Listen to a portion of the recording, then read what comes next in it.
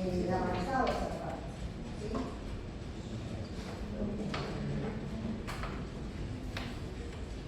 Entonces, aquí yo les decía, vamos a realizar cómo elegir la prueba estadística, ¿verdad? Esto en el área de salud, ¿verdad? Entonces, hacemos una estadística básica donde se analizan primero los datos de manera descriptiva. Aunque usted tenga un alcance correlacional, ¿verdad?, o explicativo, igual siempre tiene que comenzar describiendo cómo está su población. Cuántos porcentajes de hombres, mujeres, porcentaje de acuerdo a los rangos etarios, ¿verdad? Y luego también ver si hay diferencias entre hombres y mujeres, ¿verdad? Y luego podemos hacer ya la estadística, ¿verdad? Si estamos relacionando algo, estamos viendo si hay una correlación o no, ¿verdad? Pero siempre se comienza con la estadística descriptiva. Entonces, en este diagrama podemos observar que hay, cuando hablamos de estadística básica, ¿verdad?, hay dos grandes áreas. La estadística descriptiva, que siempre lo hacemos, aunque hagamos una relación y la explicación de los datos, y luego la estadística inferencial o referencia estadística. Eso es estadística básica. Entonces, nosotros lo que vamos a hacer es que vamos a hacer la parte de estadística descriptiva, ¿sí?, y la parte de aquellos que tienen, vamos a establecer si hay relación, ¿verdad?, relación, hacemos la parte de referencia estadística. Entonces, dentro de la estadística descriptiva tenemos la parte de describir las variables, ¿no? Entonces, lo que primero se hace es presentar de manera resumida los datos de la población. Entonces, hacemos tablas, ¿verdad?, y hacemos gráficos. Dentro de estas tablas tenemos las tablas de frecuencia, cuando se distribuyen los datos por medio de categorías. Entonces, esto es más para lo que es las variables cualitativas. Y las gráficas, dependiendo del tipo de variables, hay histogramas, hay barras, pasteles, ¿verdad? Entonces hay que buscar cuál es la gráfica más adecuada para la presentación también de los datos. Entonces en Inform te presentan ya tablas y gráficos, ¿verdad?, pero se podrían utilizar esos datos. Ahora, hay algunos grupos que tenían que no tomar de manera directa lo que estaba en el resumen del Inform, sino que tenían que hacer sus propios tablas, ¿verdad?, porque habían habido ahí ciertos espacios en el momento de recopilación de datos. Ahora, luego que tenemos que calcular, dependiendo del tipo de variable, lo que llamamos medida de dispersión y medida central. Recordemos, no sé si ustedes en algún momento en el colegio o aquí en la universidad, sé que hay, no sé cómo se llama ahora la materia, antes lo que era análisis de datos, ahora creo que se llama diferente. Que era algo de antes que son materias complementarias. Creo que son algo de análisis de datos, ¿no? Entonces ya no ven. Ok, bueno. Pero en esas medidas de medida central tenemos la media, la mediana y la moda, dependiendo de las variables, ¿verdad? Luego tenemos las medidas de dispersión, tenemos la varianza, tenemos la versión estándar, ¿verdad?, que se saca más cuando son variables cuantitativas. Cuando son variables cualitativas, no tenemos, lo que tenemos es lo que son los rangos de cada categoría, ¿verdad? Entonces, recuerden, esta estadística descriptiva se hace siempre, aunque tengamos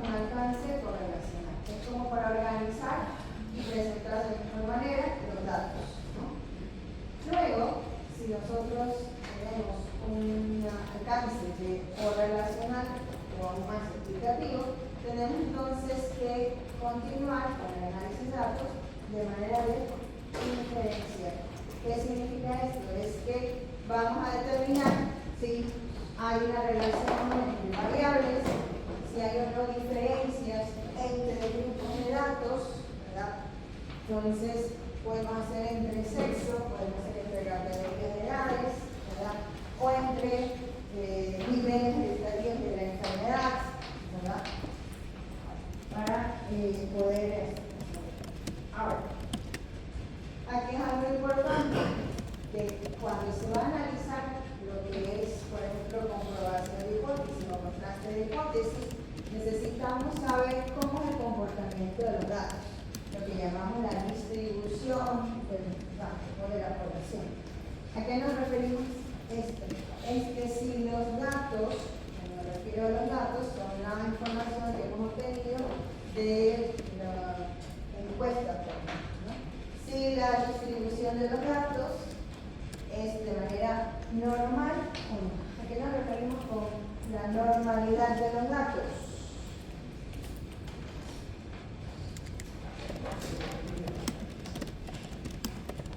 A esto nos referimos, ¿verdad? Que hay un punto medio, una media, y que hay una, dos, tres distribuciones, ¿verdad? Entonces, si los datos se distribuyen de esa manera, pues hablamos que la población tiene normalidad. ¿Sí? O la distribución es normal. Pero, si hay un sesgo, es decir, que la mayoría de los datos no se concentran en la media, sino que se concentran hacia uno de los extremos, ¿sí? Lo llamamos kurtosis, ¿verdad? Entonces decimos que la distribución de los datos en la población no es normal. Esto es no normal y esto es no normal. Porque hay una fórmula para calcular la normalidad de los datos. No es necesario graficar, sino que hay una fórmula para determinar si los datos son normales o no normales. O sea, si la distribución es normal o no normal, ¿verdad? Ahora, cuando nosotros hacemos gráfico de distribución, ya podemos también con la gráfica observar si hay esa distribución normal o no normal, ¿verdad? Para poder utilizar. ¿Y por qué es importante esta cálculo, determinar si son normales o no? Porque aquellas poblaciones, ¿verdad? O aquellas muestras que tienen un comportamiento, una distribución normal de sus datos, se usan métodos paramétricos. Y aquellas poblaciones que tienen una distribución no normal siguen los métodos no paramétricos. ¿Qué pasa si yo no calculo o no grafico la distribución y asumo, ¿verdad? Asumo que la distribución es normal y utilizo métodos paramétricos? Y resulta que realmente no es normal, es no normal. Entonces, en ese caso, los datos del análisis estadístico no serán confiables, ¿verdad? Porque la distribución no corresponde, o sea, el cálculo que hemos realizado no corresponde a la distribución general. Ahora, ¿qué es lo más correcto? Si por X motivo no puedo calcular la distribución de mis datos, es más conveniente asumir la no normalidad. ¿Sí? Si yo por algún caso no puedo comprobar la normalidad, o sea, la distribución, como es la distribución de mis datos, asumo la no normalidad y utilizo parámetros no paramétricos, métodos no paramétricos. ¿Ok? Es más correcto asumir que sean no normal y sean normales a asumir que son normales cuando son no normales. ¿Ok? Entonces, como ustedes ven, dependiendo de la distribución, hay los diferentes métodos paramétricos y los métodos no paramétricos, ¿verdad? Entonces, aquí están los correspondientes. Cuando quiero evaluar si hay una relación entre datos, ¿verdad? Estos todos son variables cuantitativas para hacer estos cálculos, ¿verdad? Utilizo, si es paramétrico, y si es distribución normal, la corresponde. Pero, si no es no normal, utilizo los métodos no paramétricos y esto es más uno. En este caso, son equivalentes, ¿verdad? Ahora, pero también debo considerar si las muestras que yo estoy evaluando, si hay relación o no, son relacionadas o no relacionadas. ¿A qué nos referimos esto? Por ejemplo, cuando yo tengo una misma población y lo que hago, o sea, la misma muestra, y lo que hago es que quiero comparar entre diferentes categorías, o quiero, diferentes categorías etarias, o quiero comparar entre hombres y mujeres, es una muestra relacionada, es una misma muestra. Lo que pasa es que estoy evaluando entre grupos. Entonces, ahí, si es método paramétrico, tengo que usar este estudio de muestras relacionadas. La anterior, el antecedente, las muestras no relacionadas. ¿Cuándo son muestras no relacionadas? Cuando yo tengo el grupo caso y el grupo control. Son no relacionadas, ¿verdad? ¿Okay? Y en este caso, el que es correspondiente a no paramétricos, también son test de signos de rango de frecuencia. Estos son paralelos. Ahora, cuando quiero evaluar, ¿verdad?, cómo afecta una variable con respecto a otra, pero es una variable que tiene varios factores que afectan su comportamiento, yo ya no puedo hacer simplemente este estudio, hago el diagnóstico. ¿Sí? Cuando es método paramétrico. Y si es no paramétrico, utilizo iguales. Y cuando quiero ver si hay una asociación entre ellas, ¿verdad?, y son ambas variables son cuantitativas, entonces utilizo la correlación de Prisma, métodos paramétricos. Y no paramétricos, eso no lo describo. ¿Sí? Ahora, esto cuando quiero evaluar lo que son las hipótesis, especialmente relación, correlación y diferencias. Pero cuando yo quiero estimar, la parte de acá, cuando yo quiero estimar con respecto a la población, siempre y cuando yo tengo o he realizado un muestreo aleatorio. Si yo tengo un muestreo aleatorio, puedo estimar hacia mi resultado, hacia la población. Entonces, ahí necesito utilizar este análisis de estimación puntual cuando es un dato específico o por intervalos cuando son grandes, cuando yo quiero estimar, ¿verdad? Entonces, pero esto tiene la condición de que deben ser realizados el muestreo de manera aleatoria. En nuestro caso, no corresponde. ¿Por qué? Porque lo hicimos de manera no aleatoria, ¿verdad? Fue por conveniencia. ¿Por qué? Porque necesitamos la aceptación de la participación de las personas que utilizaron una encuesta, ¿no? Entonces, ¿qué comprende esta primera parte? La descriptiva. Es aquella parte donde vamos a describir, como su nombre lo dice, ¿verdad?, a la población o a la muestra. ¿Cuándo hablo de población? Cuando las poblaciones son pequeñas y he podido estudiar toda la población. Es decir, si considero una población de una enfermedad rara, que son muy pocos los pacientes, yo puedo estudiar a todos. Entonces ya hablamos de población. Pero en la mayoría de los casos hablaremos solo de muestra. Entonces, esto nos va a permitir describir a la muestra. ¿Sí? En cuanto a sexo, en cuanto a rangos etarios, en cuanto a ocupaciones, en cuanto a enfermedades, ¿verdad? Y lo ordena, como dice. No solamente te lo describe, sino que lo ordena toda esta información. En cambio, la estadística diferencial analítica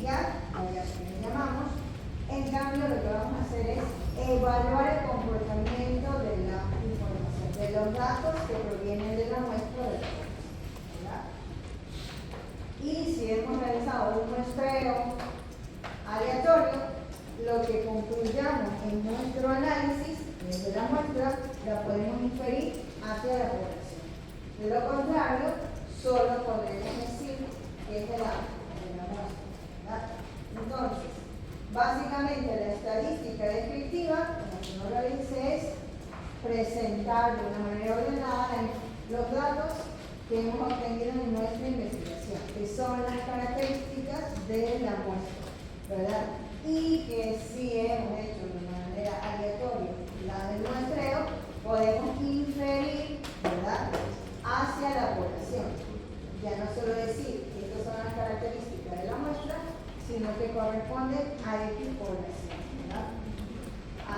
Obviamente que tendríamos que hacer esta parte de la inferencia de población, ¿verdad? Entonces, como dijimos, la estadística descriptiva, y eso es lo que van a hacer todos, es resumir en tablas la información. ¿Okay? Entonces, las que más se utilizan son las tablas de frecuencia. Es decir, cuántos datos hay con respecto a cada categoría. Ahora, podemos convertir una variable cuantitativa en una variable cualitativa. ¿Cómo hacemos eso? Es que para poder expresarlo, ¿verdad?, o poderlo presentar, la edad, que es una variable cuantitativa, la presento como una variable cualitativa al establecer las frecuencias por rangos etarios. ¿Sí? Ahora, las tablas de contingencia es cuando yo quiero ver si hay una relación entre variables. Pero yo puedo presentar esa información a través de las tablas de contingencia, que ya lo vamos a ver, o tablas llamadas también 2x2, ¿verdad?, que son las tablas que más se utilizan en la estadística de física. Luego vienen las gráficas, ¿verdad?, que ya dijimos que pueden ser gráficas de barras, gráficas también de pasteles, ¿verdad?, y luego las medidas estadísticas, que son las medidas de inversión y las medidas de medida central, ¿verdad? Entonces, distribución de frecuencia, lo que más utilizamos, y lo que hacemos es clasificar todos los datos por categorías, por rangos, ¿verdad? Entonces, nos permite visualizar una información que puede ser de unos datos muy grandes, podemos tener 1000, 2000 de datos de todo lo que hemos podido recopilar y presentarlo de manera resumida en una tabla de frecuencias por rangos, ¿verdad? Pues en cada categoría, ¿cuánto es la frecuencia? ¿Cuántas veces se repiten estos datos? ¿Verdad? Y podemos tener algo así. Como les decía, la edad, que es una variable cuantitativa, la podemos expresar o presentar como variable cuantitativa cuando yo expongo lo que es los rangos mecánicos, ¿verdad? Entonces, en vez de presentar uno a uno los datos, yo los presento de manera resumida en una tabla de frecuencias, ¿verdad?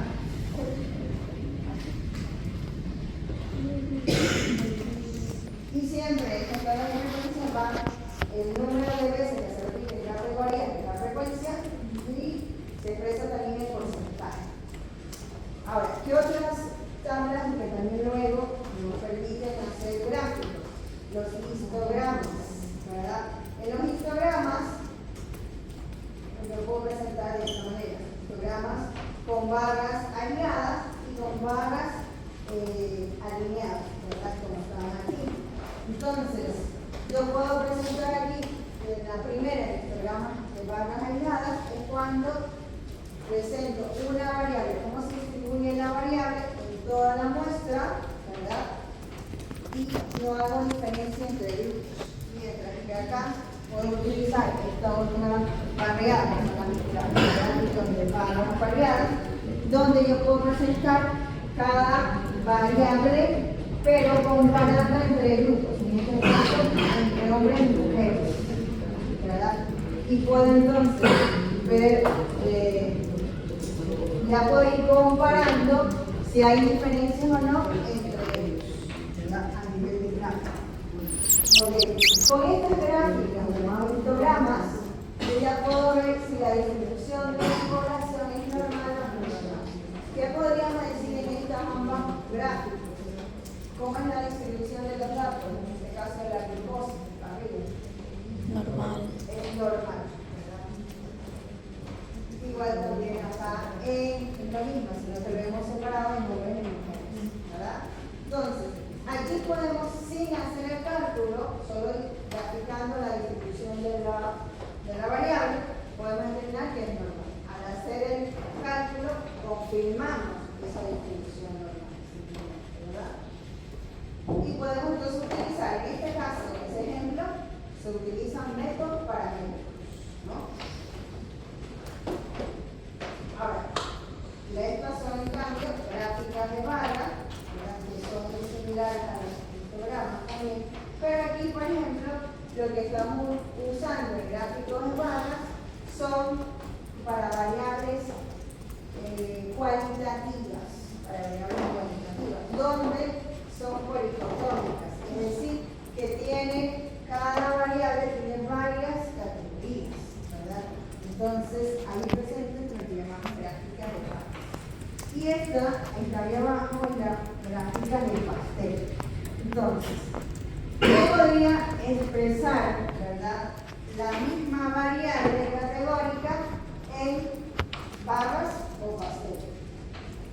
Entonces, ¿de qué va a depender? De qué tan mejor se visualiza la distribución de los datos, si en pastel o en barras. A veces es mejor presentarlo en barras, pero a veces es mejor presentarlo en pastel. ¿Sí? Ahora, las medidas de tendencia central, que es otra también que se van ustedes a analizar, porque si ya lo tienen la mayoría de entonces, la medida de tendencia central son la media, que también la conocemos como promedio, pero esto solo es para variables numéricas, variables cuantitativas. Variables cualitativas no puedo sacar una media. Para esto entonces tenemos las variables de mediana y moda, ¿verdad? ¿Ok? Ahora, medidas de dispersión, ¿verdad? Hay un rango y la desviación estándar.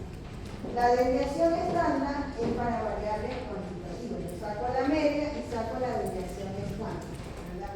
Y los rangos cuando calculo mediana y moda, ¿verdad? Entonces pongo el valor máximo y el valor mínimo, por ejemplo, tengo que ordenarlo para los datos, para saber cuál es el valor máximo, cuál es el valor mínimo, y la diferencia entre ellos va a ser el margen, nada más, ¿verdad?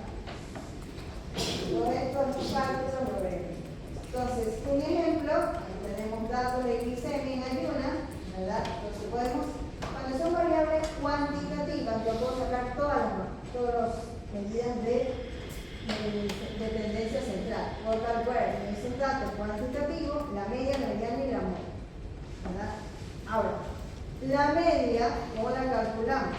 La suma de todos los datos dividido para el número de datos, ¿verdad? Ahí sacamos la media. Pero la mediana, ¿verdad?, es aquella dato que cuando yo ordeno mis datos de manera ascendente, de manera en orden, la que queda en la mitad, el dato que queda en la mitad es la mediana. ¿Ok? Y la moda, en cambio, es aquel dato que más se repite, ¿verdad? Entonces, cuando son variables cuantitativas, como en este caso glicemia, puedo calcular las tres. ¿Puedes repetir por favor cómo se saca la media?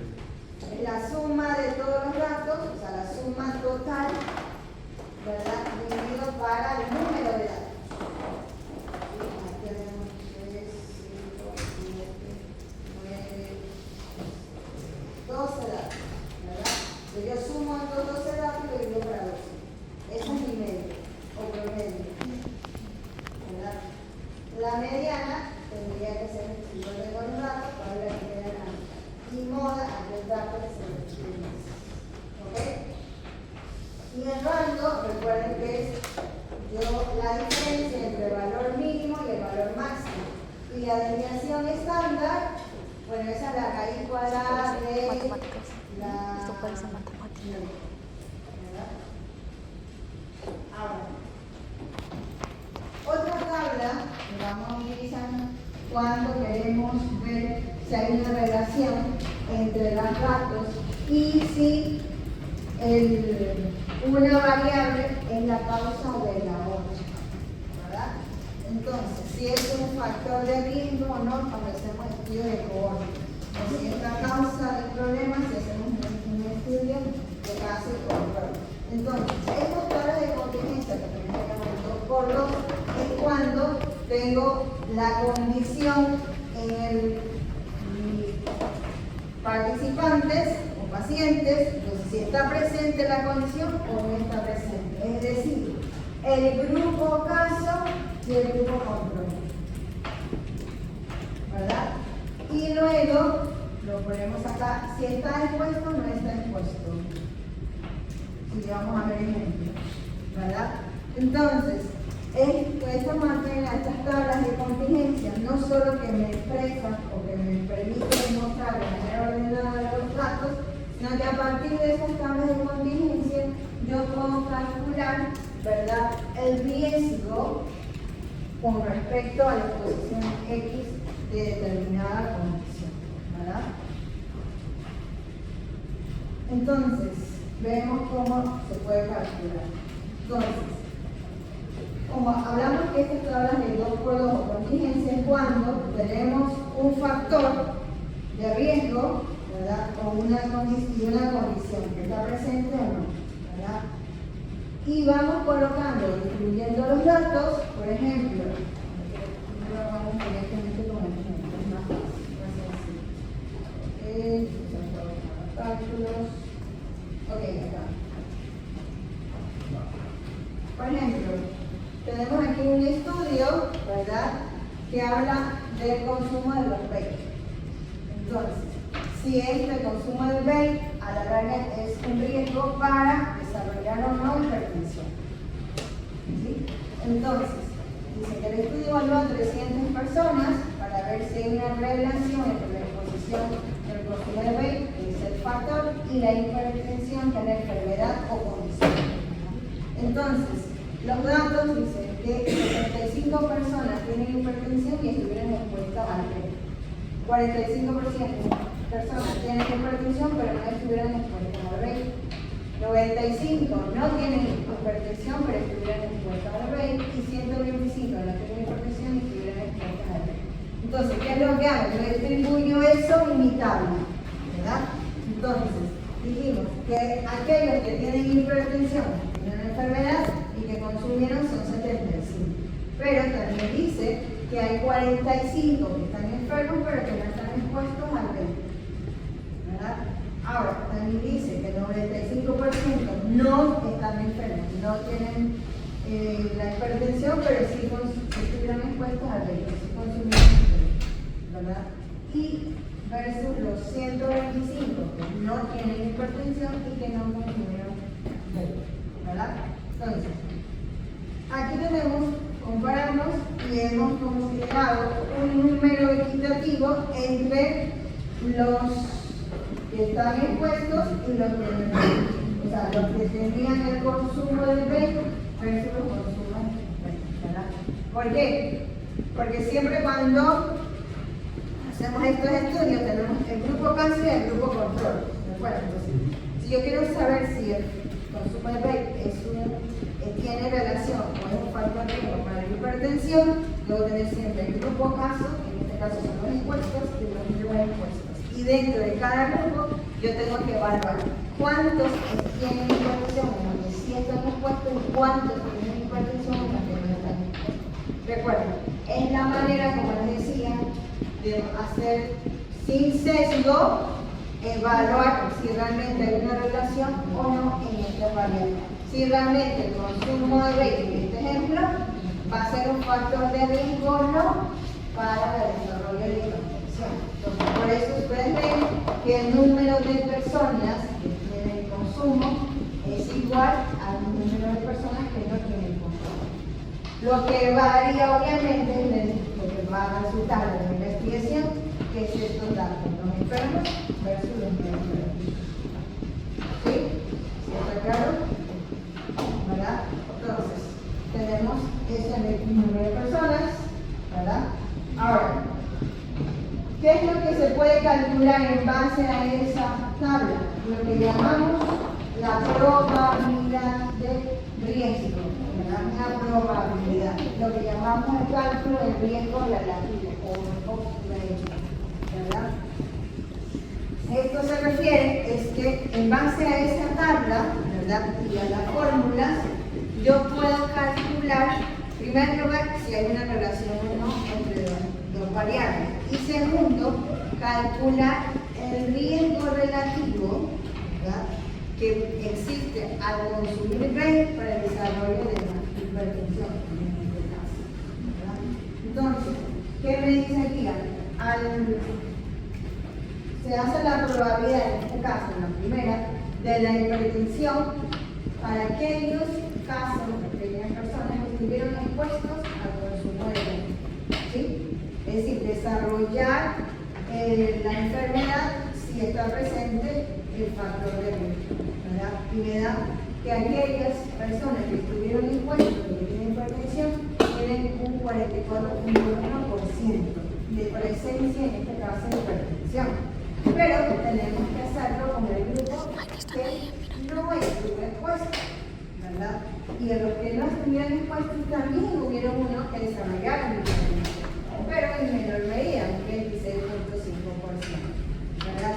Y en base a esto, yo voy a calcular el riesgo relativo, es decir, el riesgo que presenta el consumo de BEI en cuanto al desarrollo de la hipertensión. De acuerdo a este cálculo estadístico, me dice que es algo aproximado, es decir, que tiene un riesgo de 1.66. ¿Cómo lo expreso? Lo que indica que las personas que están expuestas al BEI van a tener un 66% más de riesgo para desarrollar la enfermedad, ¿sí?, que los que no están expuestos. Eso es lo que me indica el cálculo, ¿verdad?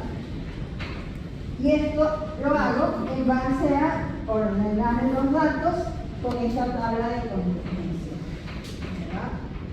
Esto me permite esta tabla de contingencia. Pues, todos aquellos grupos que están haciendo relación o que se causal van a tener que utilizar estos cálculos, la tabla de contingencia y los cálculos de riesgo relativo. ¿Ok? Ahora, también se calcula lo que llamamos el ratio.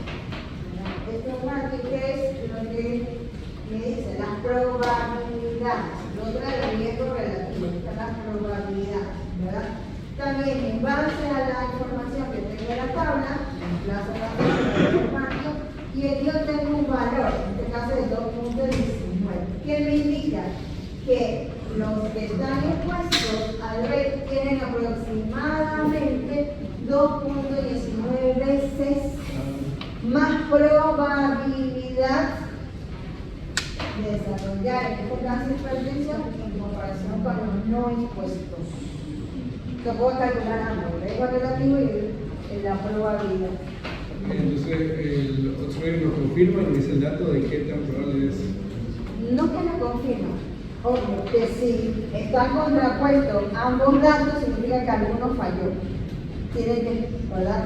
Es la manera de presentar. La anterior era el riesgo relativo, que se lo hace en porcentaje, pero acá en cambio se lo hace en probabilidad, o sea, se lo expresa en probabilidad. ¿Qué tan probable? Pues acá hay 2.19 más probabilidad que desarrollen hipertensión los que consuman BEI que comparado con los que no lo consumen. ¿Sí? Ok, entonces, ¿sí? ¿Cuántos tienen los grupos? No recuerdo ahora los temas. ¿Cuántos tienen esto de que estaban viendo si había relación o que si había como factores de riesgo? Algunos no solo pero lo resto que tenemos, toca hacer 3. Acá solo uno. No sé qué otro grupo más.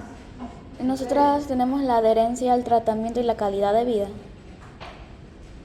Sí, pero en este caso, más bien, lo que a ustedes buscarían es que si la adherencia al tratamiento, más bien es un factor protector. ¿Sí? Mejora la calidad de vida o no.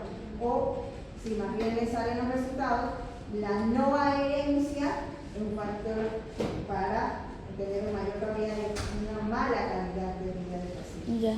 ¿Sí? Dependiendo de cómo le salgan los resultados que hay que realizar. ¿Ok? Muy bien. Eso en cuanto a cuando hay la parte de causalidad, o sea, una relación y demás, ¿verdad? Pero también cuando yo quiero, como veíamos, contrastar la hipótesis, ¿verdad? Entonces, tengo que utilizar lo que es el análisis inferencial, estadístico inferencial. Entonces, como dijimos, tengo que determinar si tengo una distribución normal o no normal. Si es normal, utilizo pruebas paramétricas, un método paramétrico, ¿verdad? Entonces, como vimos, al hacer la gráfica, ¿verdad?, de histograma, yo puedo determinar si tengo una distribución normal o no, pero también hay un cálculo, ¿verdad?, que lo vamos a hacer.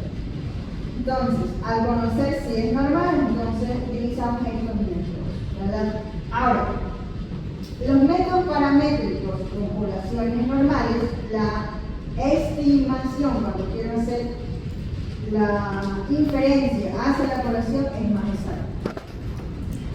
Cuando lo puedo hacer, obviamente, porque he hecho un muestreo aleatorio. Entonces, los métodos paramétricos son más exactos en cuanto a la estimación hacia la población, ¿verdad? ¿Cuáles son las ventajas? Tiene más eficiencia en cuanto a estimación, menos posibilidad de errores y probabilidades más exactas cuando hago los cálculos de probabilidades que acabamos de ver. Pero la desventaja es que no todos los datos se pueden usar estos métodos paramétricos. ¿Por qué? Porque aquellos variables que son todas cualitativas, pues si la mayoría son cualitativas, no puedo hacer métodos paramétricos, ¿verdad? Entonces, me limita. En cambio, las pruebas no paramétricas me permite utilizar datos inclusive cualitativos, como son nominales y ordinales. ¿Sí? Entonces, si yo tengo una variable cualitativa, nominal o ordinal, no es necesario calcular la distribución de datos, porque simplemente utilizan no paramétricos, no me he olvidado de mencionar, ¿verdad? Y podemos usarlo sin conocer la distribución de los datos cuantitativos. No es necesario calcular, ¿verdad? Entonces, cuando yo tengo obviamente, distribución no normal, utilizo no paramétrico. Las ventajas, como dijimos, se pueden usar con la mayor parte de los datos, inclusive cualitativos, nominales y ordinales, y son más simples que los cuantitativos, que los paramétricos. Pero las desventajas que tienen menos eficiencia en el momento de inferir hacia la población y requieren evidencias más robustas para darle mayor eficiencia. Ahora, ¿cómo entonces yo sé para determinar cuál es la prueba estadística más adecuada para la muestra o para la variable que yo estoy utilizando? Entonces, se requiere de la selección de estos cuatro factores. Primero, depende de la potencia y eficiencia de la prueba que quiero elegir. Eso va a depender si yo cojo una u otra. Segundo, de las variables. Si tengo variables cuantitativas o tengo variables cualitativas.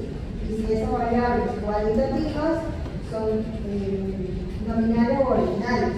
Y las cuantitativas, si son continuas o discretas, ¿verdad?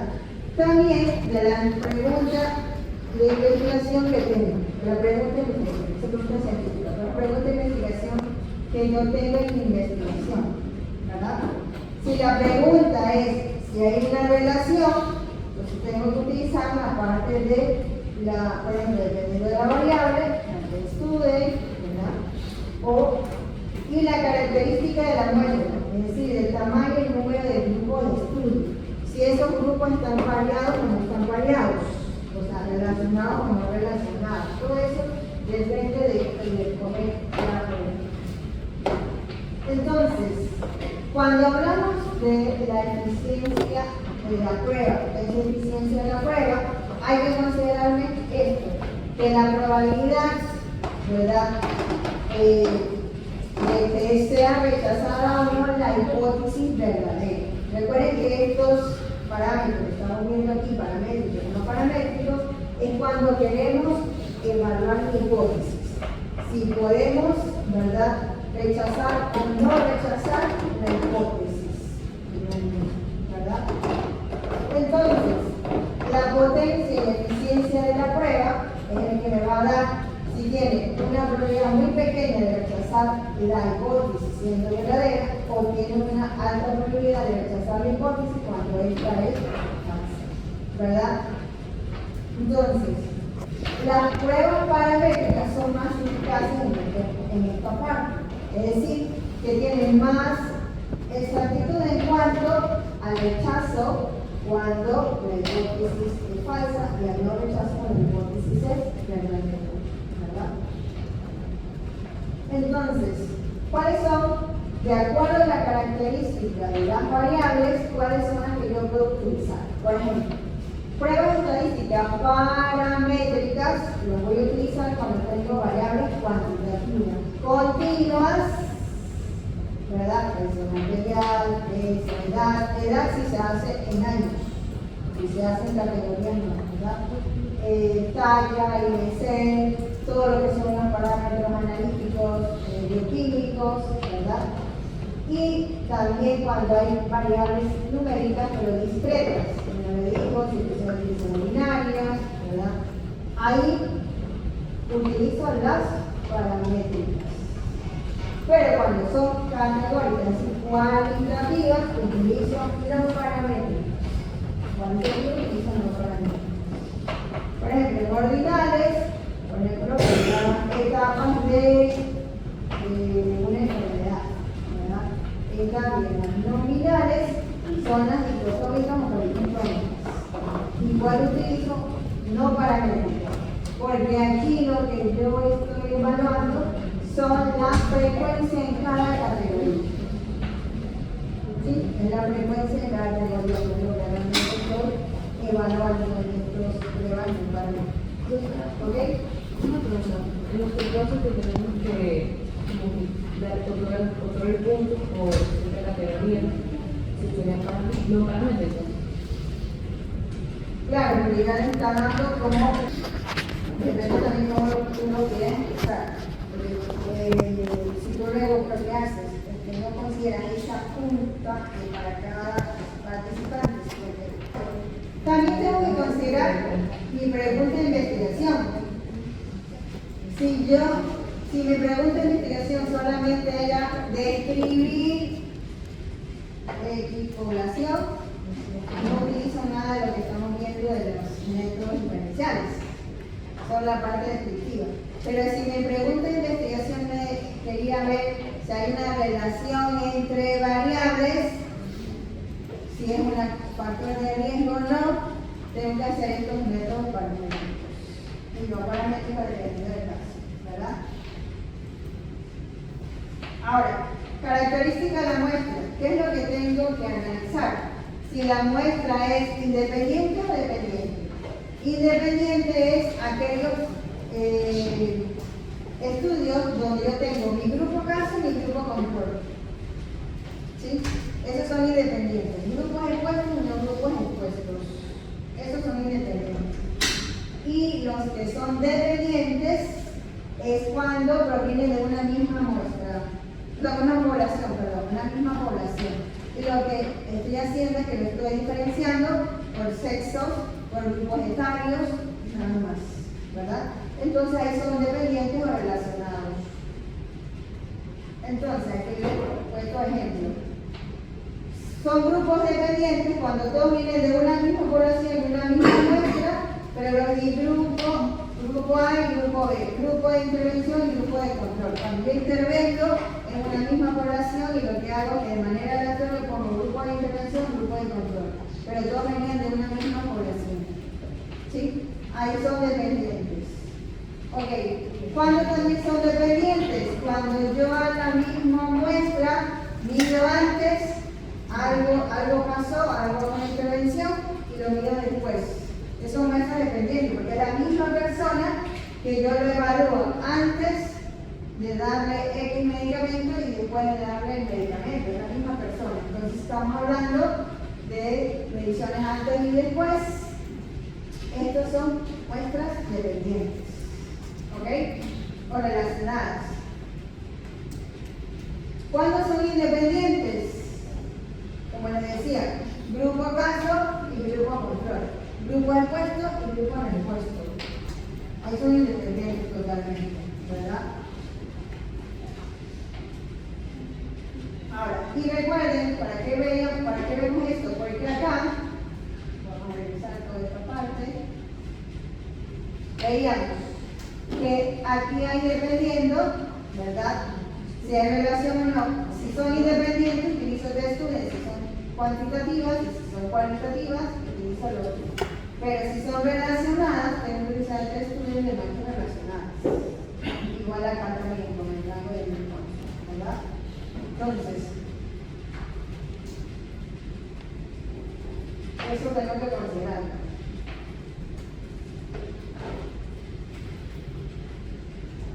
Ok, y de acuerdo a la pregunta, si las preguntas son descriptivas, ¿verdad?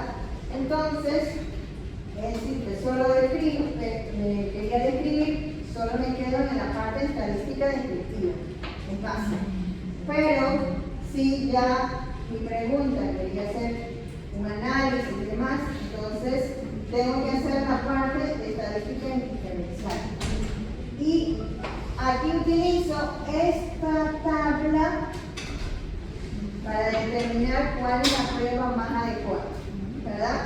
Entonces, ¿qué te dice? Naturaleza, pregunta, investigación. Si quiero comparar grupos y son independientes, un número de variables independientes, número de variables independientes, y el tipo de variables independientes son categóricas o continuas, y la distribución es normal, la prueba es T. Ahora, pero tengo que ver si la acabamos en estos dos asteriscos, pero tengo que ver si es muestra relacionada o no relacionada, dependiendo de si utilizo la test student o la test student de muestras relacionadas, ¿verdad?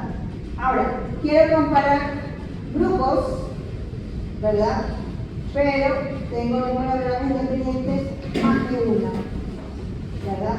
Una variable dependiente y el tipo de variables son categóricas y continuas, la distribución es normal, análisis de varianza. ¿Sí? Ok. Acá, comparación de grupos con una variable dependiente, categóricas y continuas, pero la distribución es no normal. Entonces utilizo la prueba de Markov. ¿Sí? Ok. Aquí, por ejemplo, hay relación entre grupos o categorías, en una variable dependiente, ambas son categóricas, significa que ambas son cualitativas, no nominal, no normal, perdón, entonces chi cuadrado. Eso es lo que más se ve, porque siempre se utilizan que sean variables cualitativas como categorías, el chi cuadrado, ¿verdad? Y la correlación entre variables, y ambas son continuas, es decir, ambas son cuantitativas, distribución normal y la correlación de distribución. ¿Ok? Muy bien. Entonces, les voy a poner ejemplo. Tenemos aquí. Hay diferencia en los niveles de colesterol total promedio entre las mujeres y hombres que asisten al área de cardiología del Hospital del IES Norte de Guayaquil. Entonces, ¿cuántos grupos tenemos en esta muestra? Dos. ¿Los grupos son dependientes o independientes? Son dependientes. Simplemente estoy diciendo entre hombres y mujeres. ¿Sí? No tengo un grupo caso, tengo un grupo control. ¿Sí? Cuando tú hablas de diferencia entre hombres y diferencia entre rango etario, es una misma muestra. Simplemente como que lo estoy clasificando. ¿Sí? Entonces son muestras dependientes. ¿Qué tipo de variables son? Es el variable de colesterol. Es una cuantitativa, ¿verdad? Y la otra es nominal, hombre y mujer. ¿Qué se quiere evaluar? Diferencias. ¿Qué tipo de prueba estadística debería aplicar? Ok, aquí ya está la respuesta. El grupo que tenemos dos son dependientes, porque como simplemente estoy poniendo que va a ser mujeres, continuo y barato, categóricas, continuo el colesterol, categórico hombres y mujeres, la nominal. ¿Qué quiere evaluar? Diferencia entre grupos. ¿Qué tipo de prueba? Prueba de T, pero para grupos dependientes, si la distribución es normal de la continua, es decir, del colesterol. Y más Whitney si la distribución es no normal del colesterol, que es la continua. ¿Sí? Entonces, acá tenemos otro ejemplo. Existe relación entre los ingresos hospitalarios por infecciones virales en infantes en la zona de Guayaquil, norte, centro y sur. Ok, grupos, ¿cuántos grupos tenemos en esta muestra? 3, norte, centro y sur. Los grupos son dependientes o independientes. Aquí sí es, uno en el norte, otro en el centro, otro en el sur. ¿Qué tipo de variables son? Ingresos hospitalarios e infecciones virales. Son categóricas. Porque ingreso hospitalario, ¿verdad? ¿Qué se quiere evaluar? Relación. Si hay una relación. ¿Qué tipo de prueba estadística debería aplicar? Chi cuadrado. Son categóricas. 3 grupos independientes, categóricas, relación, chi cuadrado. Categóricas son las cualitativas, las que simplemente digo por frecuencia. Ajá. Sí, esto es lo más clásico. Cuando calcular los datos de la variable estudio, tabla de frecuencia, elaborar los gráficos de sus resultados, de acuerdo al número de variables de estudio, calcular la medida tendencial y de dispersión de acuerdo al tipo. Sabemos, solo en las cuantitativas continuas que yo puedo sacar media y desviación estándar. En las que son de categorías, solo puedo sacar media, mediana o moda, nada más, ¿verdad? Pero nada más. Y en cambio, rango en dispersión. Elaborar tabla de contingencia y estimar riesgo relativo o ratio si aplica su estudio. Algunos sí, vimos por acá que sí, ¿verdad? Sí, el de Lee y el de Justin, el de Roberto y de Lee, y acá creo que también, pero acá también creo que me dijeron nada, ¿verdad? Ahí sí tienen que calcular lo de riesgo relativo. Ok, y indicar, ojo, no lo vamos a calcular, indicar el tipo de prueba estadística que debería usar de acuerdo a su pregunta de investigación y a variables de estudio. Es decir, esta parte que estamos haciendo, este ejercicio tiene que hacerlo también con su estudio. Y finalmente, van a calcular la prueba estadística que acá. ¿Ok? No hay problema.